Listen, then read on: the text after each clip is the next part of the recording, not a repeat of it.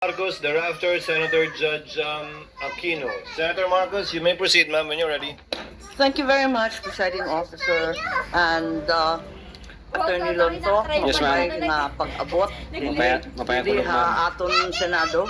Opo, ma'am.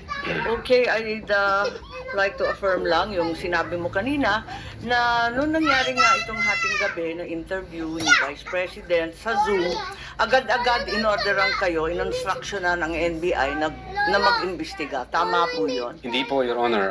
Sabado po yun, lunchtime, mayroon kaming meeting ako with the then Director Santiago.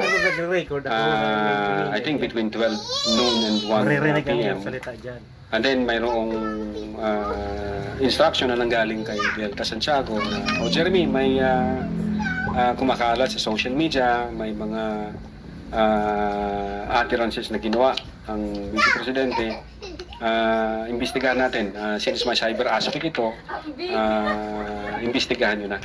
Doon po nagsimula yun. Tama. So, anong araw yon? Kasi, andito sa inyong affidavit of investigation at yung sinabi ninyo na on even date, ang tinutukoy mo ba yung November 23 din? November 23, ma'am, kasi natapos ho ang Oo, gabing-gabi kasi yon di ba? madaling araw po ng alauna, ma'am. That's right. So, nag-meeting kayo kaagad-agad? Ganun ba? Hindi, ma'am, hindi po kasi namin alam yun. Kailan kayo inutusan na mag-imbestiga?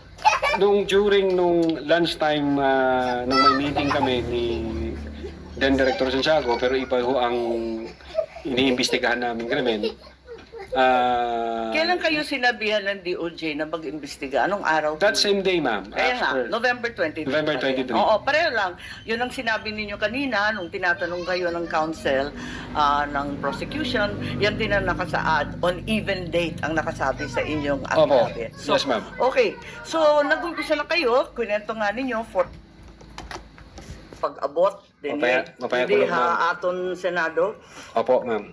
Okay, I'd like to affirm lang yung sinabi mo kanina na noong nangyari nga itong hating gabi na interview ni Vice President sa Zoom, agad-agad inorderan kayo, in-instructionan ng NBI na mag-imbestiga. Tama po yun? Hindi po, Your Honor. Sabado po yon, lunchtime, mayroon kaming meeting ako with the then Director Santiago. I think between 12 noon and 1 p.m. And then mayroong instruction na nanggaling kay Delta Santiago na, Jeremy, may kumakalat sa social media, may mga utterances na ginawa ang Vice Presidente. Imbestigahan natin. Since may cyber aspect ito, imbestigahan nyo na. Doon po nagsimula yun. Tama. So, anong araw yun? Kasi, andito sa inyong affidavit of investigation at yung sinabi ninyo na on even date, ang tinutukoy mo ba yung November 23 din? November 23, ma'am, kasi natapos ho ang Oo, gabing-gabi kasi yun di ba? madaling araw po ng alauna, ma'am. That's right. So, nag-meeting kayo kaagad-agad? Ganun ba? Hindi, ma'am, hindi po kasi namin alam yun. Kailan kayo inutusan na mag-imbestiga? During lunchtime, nung may meeting kami ni then Director Santiago, pero iba ho ang iniimbestigahan namin krimen. Kailan kayo sinabihan ng DOJ na mag-imbestiga? Anong araw? That same day, ma'am. Kaya nga, after November 23. November 23. Oo, pareho lang. Yun ang sinabi ninyo kanina nung tinatanong kayo ng counsel ng prosecution. Yan din ang nakasaad. On even date ang nakasabi sa inyong affidavit. Opo. Yes, ma'am. Okay. So, nag-umpisa na kayo. Kwento nga ninyo, four-phase yung investigasyon. Nag-umpisa sa identification. Nagbigay kayo ng hash value. Nag-preserve kayo ng data. Pagkatapos nag-research kayo. Subsequently, sinabi mo na meron kayong open source intelligence search at natuklasan ninyo na meron palang October 18 video na press con na naman ni OVP na nasa Facebook at may mga sinasabi na naman na puputulin yung ulo. Tama ba yon yung October 18 ang nakita ninyo? That's the continuation in the analysis phase, Your Honor. Oo. Yes, Your Honor. Kasi nag-research na kayo, no? Bilang fourth phase nga ng inyong investigasyon. Tama po ba? Hindi po, Your Honor. Yun yung third phase ho, yung analysis and attribution. Sa analysis pa at attribution. So third phase. Pero bandang huli na. Ang pinagtatakahan ko, kung inutusan kayo ng November 23 na magkaroon ng investigasyon, bakit napakaaga? November 6, 2024, a subpoena was issued to ABS-CBN requiring them to submit an authenticated copy of the video pertaining to the 18 October press con. Nandito to sa affidavit ninyo, nasa page 8, number 14. Kung inutusan kayo noong November 23, ang ibig ba sabihin, November President, iniimbestigahan na siya bago pa yung Zoom conference sa Kongreso? No, Your Honor. I believe that's a typo yung date. Sorry? Kasi that's a typo, Your Honor, yung date. Kasi makikita doon yung date noong appearance ng taga-ABS-CBN, which is consistent ho siya doon sa ibang initial Kailan ng ba yung subpoena. appearance? Kasi hindi ko nasusundan yung timeline ninyo eh. Parang yung November 23 yung utos, pero November 6 pa lamang, may subpoena na. Ba't nagkaganon? Typo ho yan, Your Honor. Hindi ho yan November 6. Typo na naman katulad ng Department of Justice. No, Your Honor. If I may refer to my notes, Your Honor. Oo, pakita mo na lang sa akin kasi nahanap ko hindi ko masundan eh. You may do so, This is Counsel. page 6, number 14 po.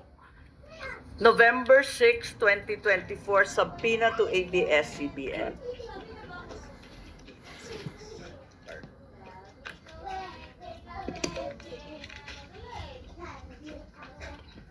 Yung subpoena itself. Yung subpoena itself. Wala naman yatang date na binibigay tungkol sa appearance ni Patria Morales at yung iba pang Meron po, taga-ABS. Your Honor, if I... Pakituro lang at kasi the, hinahanap po record of the namin. Subpoena. Yung subpoena.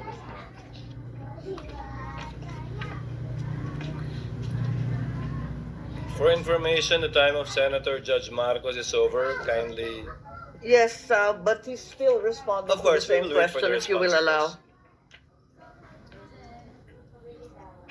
yes. Siya po yung matagal, hindi tayo. We're only counting your the questions that you asked, not the answer. Neither are we counting the waiting time for the witness to answer. I-check ko lang po, Your Honor, para... Kasi yung mga sumunod na meeting, doon sa page 13, sa number 30, at sa mga sumunod, yung mga tinutukoy doon, yung mga media na nandun sa Zoom conference. Hindi naman siya yung ABS na humawak ng camera noong October 18. Iba naman yung mga tinutukoy doon eh. Attorney Lutok, Opo. the question of the Honorable Marcos is on page 6, paragraph 14. You said you sent us a subpoena on November 6, 2024. Unfortunately, because the annexes are not part of the document marked, it's not here. So, the question is quite clear. If it's a mistake, then what is the correct date of the subpoena? If I can see the real subpoena, Your Honor... Kindly talk to the mic, please. Yeah. If I can see the real subpoena, Your Honor, because the subpoena was signed by our Assistant Director for Investigation Service. As I said, unfortunately, it was not attached to your affidavit, and I doubt if it's one of those marked or pre-marked Wala. by the Counsel for Prosecutors. As he said and admitted earlier, he did not or they did not mark all of the annexes in your affidavit. Yes, Your Honor. If I may, check ko lang po, Your Honor, para sigurado ko. Wala sa'yo ngayon. Inahanap ko po rito. Wala nga pong annex yan eh. Wala sa annex at wala rin sa affidavit. Kasi yung mga media na tinutukoy sa ibang pahina, eh yung mga nag-interview nung Zoom conference. Dito ho yung certified true copy daw, Your Honor. If I may, Your Honor, please, can I assist on this regard, if the court will allow? Only if you can produce a copy of the November 6 subpoena, Counsel. Exactly, Your Honor. The documents are present. They are in the possession at present of the witness, Your Honor, please. They may not have been physically attached to the affidavit investigation, but they do exist in the records of the case as separate pre-marked documents, Your Honor, please. So it's here? Presiding officer, then Then is counsel saying that therefore the affidavit is defective or wrongful and that November 6 is not the right date? What then is the right date of With the all due subpoena respect, to Your Honor, ABS? please, with all due respect, we object to the use of the term defective. Counsel, we shall await. Let the Yes. document speak for itself. Yes, Your Honor, please. If it's there. The witness is Yes, now it in the was the witness process. who said that it was a mistake, not me. No, it doesn't make the entire affidavit of investigation defective. No, I merely said the date was wrong. All right. Because that's what he said. Yes, Your Honor.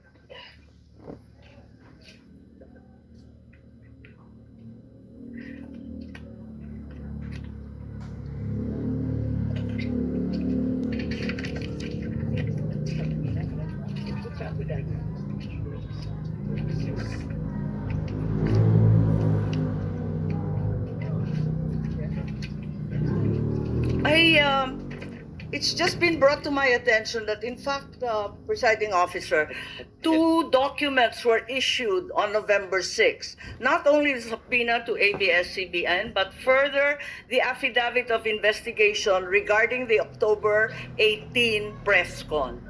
Can we please be clarified as to these 2 documents which don't seem to appear in the affidavit nor in the annexes provided? Let's first wait for the witness to answer the first question, Senator Judge Marcos. Okay. Yes, Attorney Lotok. If I may, Your Honor. Ito ho, ang subpoena, Duces Tecom, yung date ho ng appearance niya is December 11. Appearance po. Ang tinatanong yung Appearance. date ng subpoena. Date Attorney ng Lotok. subpoena, Your Honor, is 6th day of November 2024, which I believe this is a typo kasi magkakasunod ho ito doon sa mga inisyuan namin na media personalities. Attorney Lotok, typo na yung affidavit mo? Typo pa yung subpoena? Hindi po. What are you typo looking yun. at? The subpoena or the affidavit? Dalawa yan eh. What are you looking at, Attorney Lotok? The subpoena, Your Honor. So the subpoena is dated November 6. Okay. It is- And the affidavit also is November 6. Dalawang typo carried over. Asan yung affidavit? Hindi ko pa nakita, ma'am, yung affidavit na November. Your Ikaw affidavit ang says pumirma November eh. 6. Pwede patingin ako. Yung affidavit of investigation mo na binigay, pati I-check yung ko po, amended, carried over din. Yung first draft na rineject ng DOJ, yung ikalawa, parehong November 6. Saan? Pirmado ninyo eh. Page 6, Counsel, paragraph 14 of his affidavit of investigation.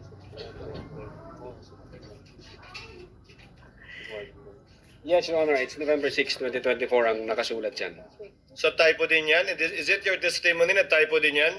I believe so, Your Honor. Kasi ang intention namin dyan is 11 December 2024. Anyway, Senator Judge Marcos, the document will let the document speak for itself. That would be the best evidence of it, if at all, of the dates Thank you. of either the subpoena and or the affidavit. Yes, presiding officer, just to provide our witness a chance to correct himself for the documents. Sa palagay mo, ano yung tamang date kung mali yung November 6? Same ho, Your Honor, doon sa mga subpoena na inisyo namin sa media personalities. Dapat Ah, magkakapareho.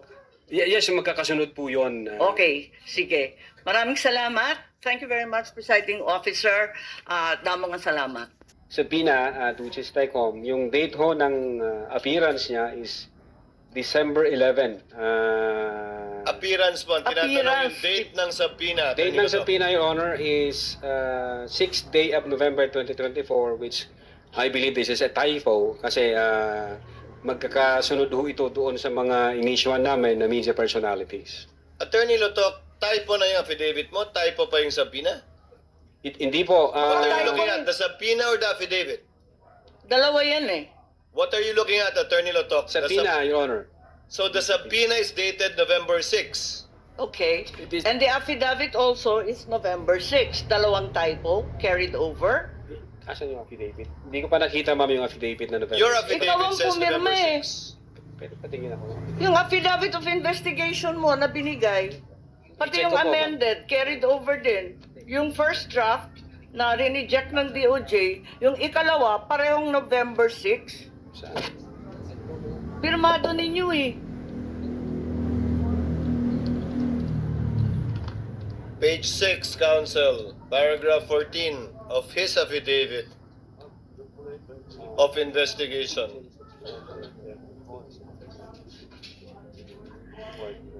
Yes, Your Honor, it's November 6, 2024 ang nakasulat dyan.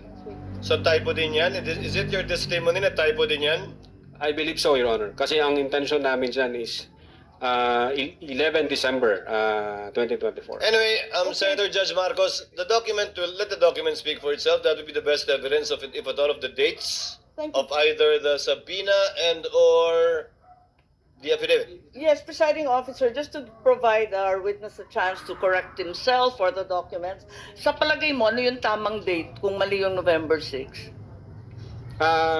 Same ho, Your Honor, doon sa mga subpoena na inisyo namin sa media personalities. Dapat magkakapareho. Yes, magkakasunod po yun. Okay, sige. Maraming salamat. Thank you very much, presiding officer. Damang salamat. Salamat po, ma'am. Thank you, Senator Judge Marcos. Senator Bamakino, and then we proceed to cross. Your Honor, can we just Yes, point out Attorney one? Pinloan. Your Honor, regarding that matter, Your Honor, may we just manifest, Your Honor, for the record, that not only in paragraph 14, page 6, does the November 6, 2024 date appear, it also appears on the footnote. Footnote 12, November 6, 2024. So, I don't think, we just want to read for the record, footnote 12, subpoena to Francis Toral, head, ABS-CBN News, dated 06 November 2024. In addition to that, if you look at the subpoena, and paragraph 14 also is on 06 November 2024, a subpoena was issued to ABS-CBN News. Now, it is actually, it states that a copy of the video pertaining to the 18 October 24 press conference. And when you look at the subpoena itself, can you just ask for time?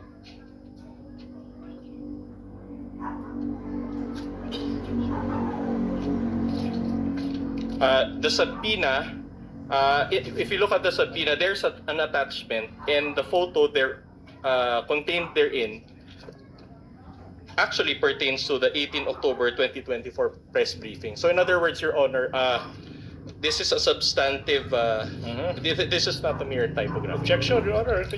Counter manifestation that counts, the witness said it's typographical, that you are milking that and say it's substantial. Just The for the record, just for the manifestation- record, it was a manifestation. The manifestation That's why a counsel counter-manifestation. correspondent is duly noted insofar as the counter manifestation of the counsel for prosecution. The witness already answered. That is a typographical Thank you so much. error from his point of view. Senator Judge Bamakino, Yes, then we proceed to cross. maraming salamat, Mr. Presiding Officer. So ito po yung continuation po ito nung tanong ko kanina tungkol sa general denial tsaka specific denial. Pero bago yon, Attorney Benlu,